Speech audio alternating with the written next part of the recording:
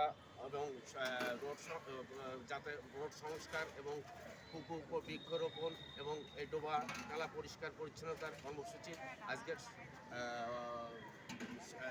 সোনাডাঙ্গা স্বেচ্ছাসেবক দলের সাধারণ সম্পাদক রাকিবের উদ্যোগে বিএনপি এবং সোনাডাঙ্গা থানা বিএনপির পক্ষ থেকে স্বেচ্ছাসেবক দলকে আন্তরিক শুভেচ্ছা ও অভিনন্দন।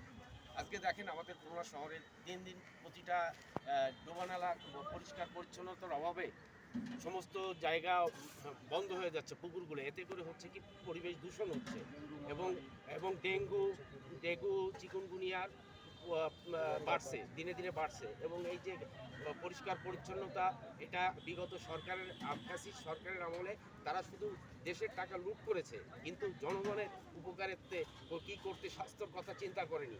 আজ 45তম শাহাদত বার্ষিকী উপলক্ষে খুলনা মহানগর স্বেচ্ছাসেবক দলের উদ্যোগে এই ডোবা এই যে বড় একটা পুকুর, এই পুকুরটা পরিষ্কার পরিচ্ছন্নতা খুবই প্রয়োজন।